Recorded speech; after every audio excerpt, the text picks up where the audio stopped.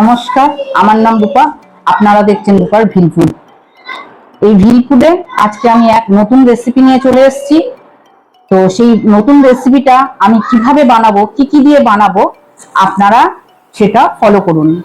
বিভিন্ন রকমের রান্না বিভিন্ন রকম হয়। তো আমি কিভাবে আজকে করছি এই ভেটকি মাছের কাটার রেসিপিটা, সেটা আপনাদের সামনে তুলে ধরছি। আপনারা দেখুন, ভালো লাগলে অবশ্যই কমেন্ট করবেন। তো আপনারা প্রথম থেকে শেষ পর্যন্ত ভিডিওটা দেখে তৈরি করার জন্য কি কি মশলাপাতি নিয়েছি সেটা আপনাদের দেখিয়ে দিই। প্রথমেই দেখাচ্ছি, এটা হচ্ছে সর্ষের তেল, এটা হচ্ছে শাহি গুঁড়ো গরম মশলা, এটা হচ্ছে শুকনো লঙ্কা, কয়েকটা তেজপাতা, গোটা গরম মশলা, আর নিয়েছি আদা, তারপরে নিয়েছি রসুন আর কাঁচা লঙ্কা বাটা, পেঁয়াজ কুচি, টমেটো কুচি, ডুমো ডুমো করে কাটা আলু, ঝাল লঙ্কার গুঁড়ো, এটা আমি নিয়েছি সানরাইজের লঙ্কার গুঁড়ো, এটা নিয়েছি নুন, এখানে আছে ধনে গুঁড়ো আর জিরে গুঁড়ো একসঙ্গে মেশানো পাউডার, এটা হচ্ছে লাল লঙ্কার গুঁড়ো, এটা হচ্ছে সাদা জিরে, এটা হচ্ছে হলুদ। তো আমার এই কটা জিনিসই লাগবে রান্না করতে। তাহলে চলুন এবারে আমি রেসিপিটা শুরু করি। আমি ইন্ডাকশনটা অন করে নিলাম, কড়াইতে দিয়ে দিলাম। এবারে আমি কড়াইয়ে দেবো সর্ষের তেল।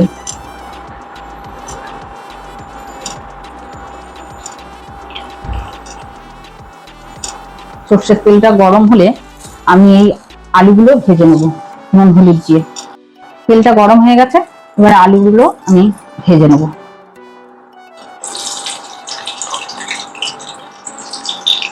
এর মধ্যে একটু নুন হলুদ দিয়ে দেবো।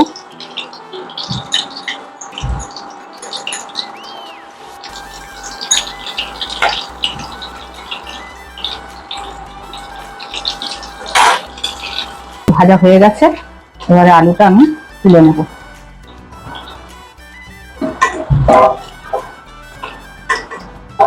একটু আলু না দিলে কাঁটাতে ভালো লাগে না, বুঝতে পেরেছেন তো? একটু কষা কষা টাইপের করবো তো কাঁটাটা, সেজন্য একটু আলু দিলাম। এটা হচ্ছে ভেটকি মাছের কাঁটা, টুকরো টুকরো করে কেটে ধুয়ে নুন হলুদ মাখিয়ে রেখেছি। এবার এগুলোকে আমি ভেজে নেব।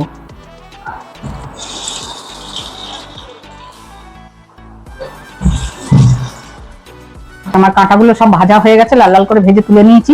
আসলে বন্ধুরা, এই কাঁটাগুলো ভাজতে যখন ইন্ডাকশনে বসিয়েছি, হঠাৎ করে ইন্ডাকশনটা গন্ডগোল করছিল। তারপরে একটুখানি গ্যাস বাঁচিয়ে রেখেছিলাম, সেই গ্যাসটা আমাকে পরে আবার অ্যাড করতে হলো। যাই হোক, এখন তাহলে আমি কি কি মশলা দিচ্ছি আপনারা শুধু একটু দেখুন।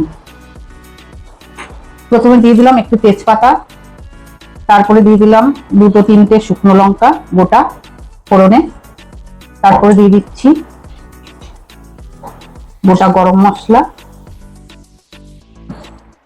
তারপরে দেব একটু গোটা জিরে,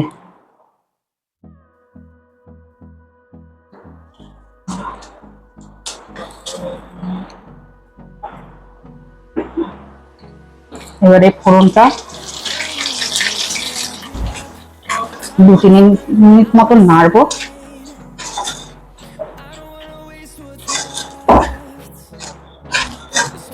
এবারে দিয়ে দেবো পেঁয়াজ কুচি। এখানে যেহেতু 1 কিলো মাছের কাঁটা আছে আর 500 মতন আলু আছে, তাই এখানে আমি 3টে বড় বড় পেঁয়াজ কুচানো দিয়ে দিলাম।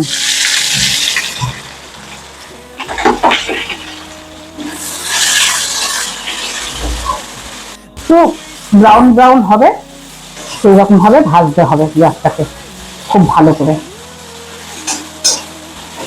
কারণ তরকারি যত আপনি কষাবেন, ততই আপনার তরকারিতে ভালো সুন্দর টেস্ট আসবে।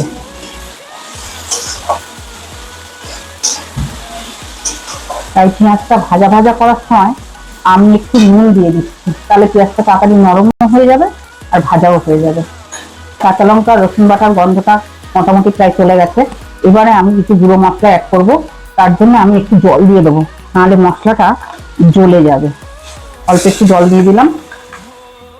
এবারে আমি দেবো, যেহেতু কাঁচা লঙ্কা বাটা দিয়েছি, তাই জন্য 1/2 চামচ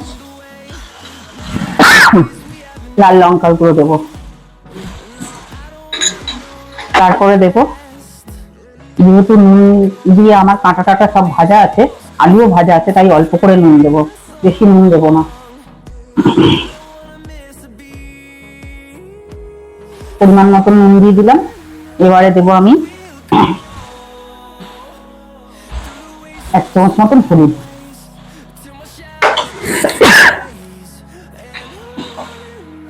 এরপরে আমি দেব একটু লাল কাশ্মীরি লাল লঙ্কার গুঁড়ো। এটা দিলে কি হয়, একটু কালারটা হয় ভালো, এই জন্যই দেওয়া, কালারের জন্য। তারপরে দিয়ে দেবো জিরে আর ধনে একসঙ্গে গুঁড়ো করা 1 চামচ পাউডার।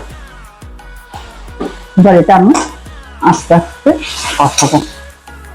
দেখতে পাচ্ছেন বন্ধুরা, বুদবুদ বুদবুদ করছে। এবারে আদা বাটাটা দেবো। আদা বাটাটা দিয়ে একটু জল দিয়ে গ্যাসটা বাড়িয়ে একটু কষিয়ে নেবো।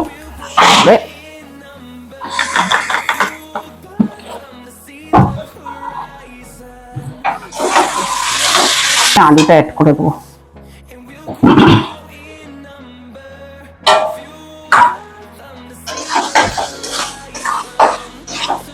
এবারে কাঁটাগুলোও অ্যাড করে দেবো।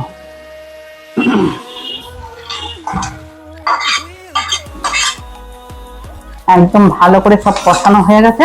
এবারে জল ঢেলে কিছুক্ষণের জন্য ঢাকা দিয়ে দেবো। তারপরে নামানোর আগে গরম মশলা দিয়ে নামিয়ে নেব।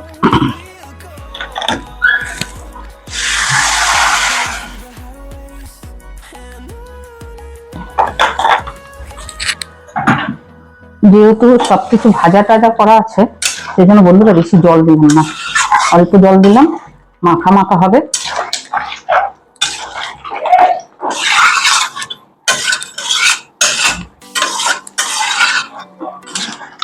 এই যে দেখুন বন্ধুরা, দেখেছেন কি সুন্দর কালার এসছে। আজকে আমার বাবা এত খুশি হবে।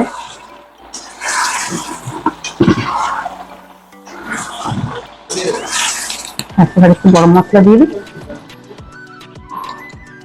সানরাইজে সবকিছু ইউজ করি।